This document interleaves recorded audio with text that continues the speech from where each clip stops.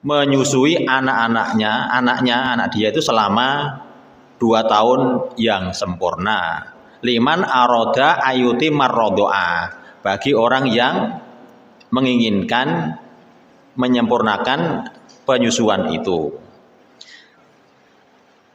Wa alal mauludi lahu, dan atas maulud kan yang dilahirkan, lahu baginya. Itu maka wa alal mauludi lahu, dan atas yang dilahirkan lahu bagi suaminya tadi, suami itu. Jadi anak itu dilahirkan itu milik suaminya, di atas namakan binnya kan bin kepada suaminya. Jadi dan atas yang dilahirkan lahu untuk suaminya, nanti anak itu lahir itu dibinkan kepada ayahnya, kepada bapaknya, kepada suaminya, maka disebut wa'alal mauludi lahu. Al maulud artinya yang dilahirkan lahu baginya, bagi suami, dilahirkan untuk suami. Jadi anak itu dilahirkan itu di atas namakan suami, milik suami.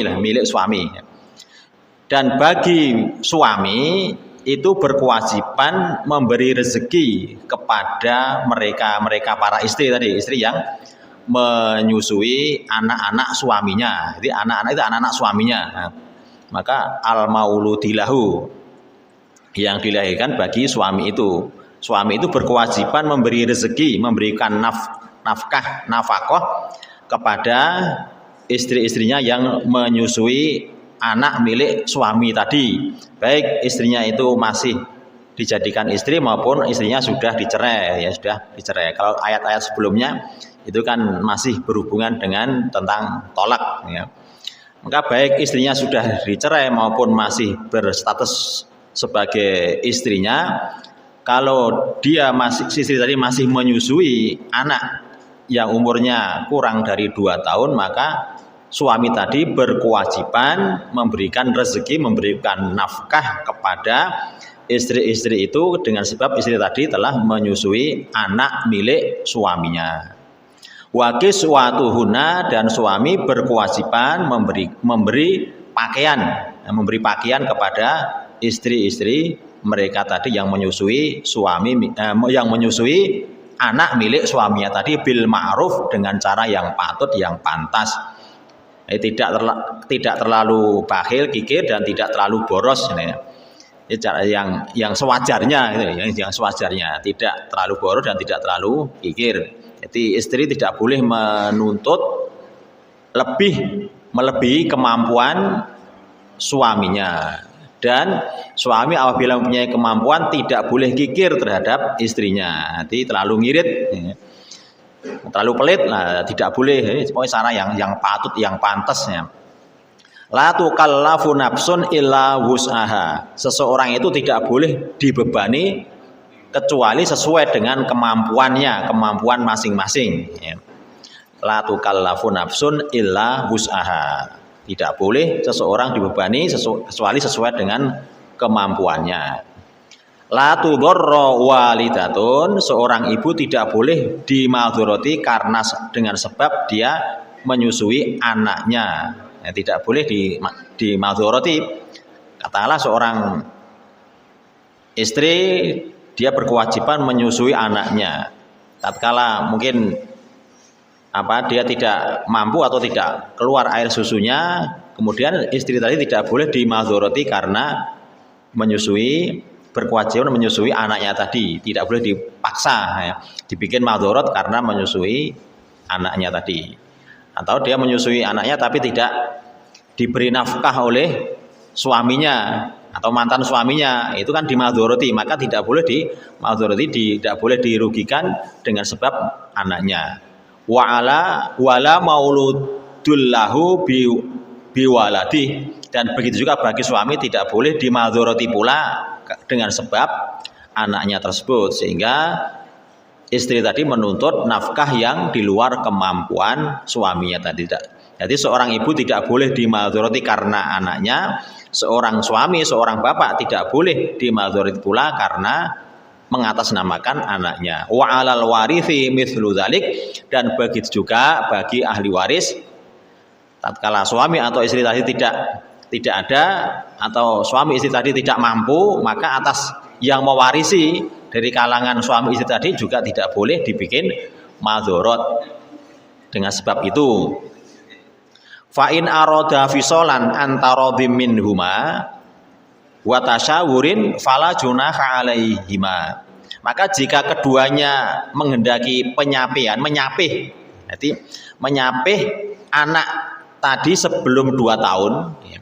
Jika keduanya suami istri tadi menghendaki menyapih anaknya tadi sebelum 2 tahun, mungkin karena masing-masing itu punya kesibukan atau mungkin ada madorot dari keduanya atau kesehatan dari ibunya, kemudian keduanya bermusyawarah anak tadi sebelum 2 tahun disapih, diganti dengan susu sapi atau disusukan kepada orang lain, maka tidak ada dosa atas keduanya. Jadi kewajiban seorang ibu menyusui anaknya itu selama 2 tahun itu tidak mutlak, ya. Itu sesuai dengan kondisinya. Kalau memang kondisinya memungkinkan dan tidak ada madorot bagi ibu tadi, maka kewajiban dia menyusui selama 2 tahun. Karena suatu sebab, kemudian suami istri bermusyawarah menyusui anaknya kurang dari 2 tahun, kemudian disapih, dibelikan susu sapi atau susu yang sudah tersedia itu bagi bayi atau disusukan kepada orang lain, keduanya musyawarah sepakat, fala junaha alaihima, maka tidak ada dosa atas keduanya. Jadi tidak kaku. Jadi Allah Subhanahu wa taala itu maha bijaksana, tidak kaku. Wa in aradtum antastardiu auladakum, dan jika kalian menghendaki menyusukan kepada orang lain, ibu lain kepada ibu yang lain, gitu, yang kebetulan dia itu punya anak dan air susunya keluar, maka juga tidak ada dosa atas kalian. Jadi anak yang disusui oleh seorang ibu yang lain tadi, maka anak tadi menjadi mahram bagi ibu susunya.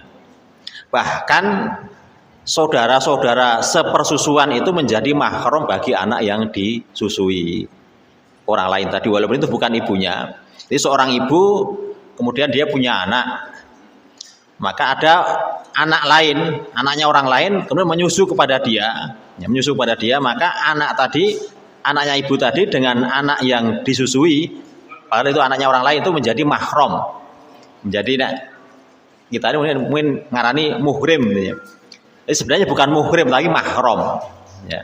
Kalau muhrim kan orang yang ihram, mahram itu orang yang haram dinikahi. Jadi menjadi mahram bagi ibunya dan anak-anak ibunya, dan mahram bahkan suami ibu yang usianya juga jadi mahram. Jadi anak yang disusui seorang ibu itu sama dengan hukumnya, cara mahram itu sama dengan seperti anaknya itu deh. Jadi seperti anaknya. Jadi hal-hal yang berkaitan dengan ibu yang menyusui itu semuanya adalah siapa saja yang berhubungan dengan ibu yang menyusui itu menjadi mahram bagi anak yang disusui tadi. Ya, mahram tidak boleh dinikahi, tidak boleh dinikahkan. Jadi pernah terjadi pernikahan antara suami istri. Kemudian ada seorang ibu itu bersaksi di hadapan Rasulullah, ya Rasulullah, saya telah menyusui kedua orang itu, ya dinikahkan itu. Maka akhirnya kedua orang yang dinikahkan itu diceraikan oleh Rasulullah, diceraikan karena keduanya adalah saudara sepersusuan. Jadi bukan karena nasab, tapi karena saudara sepersusuan, maka tidak boleh dinikahkan karena itu menjadi mahram. Gimana?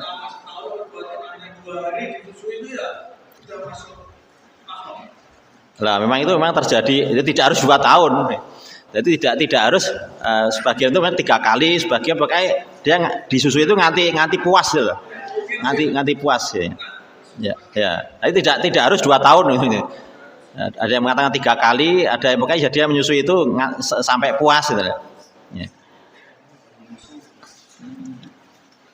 Jika kalian menyusukan kepada ibu yang lain atas anak-anak kalian, maka tidak ada dosa atas kalian apabila kalian telah memberikan upah kepadanya dengan cara yang baik.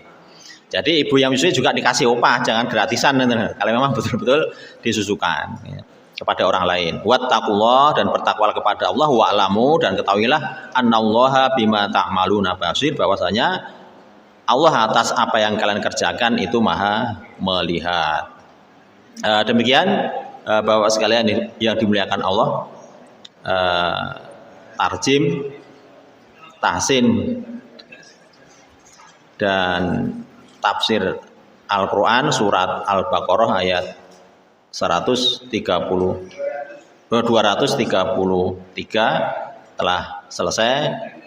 Insya Allah kita sambung lagi pada pertemuan yang akan datang pada ayat berikutnya. Wa aqulu qouli hadza astaghfirullah li wa lakum. Wassalamualaikum warahmatullahi wabarakatuh.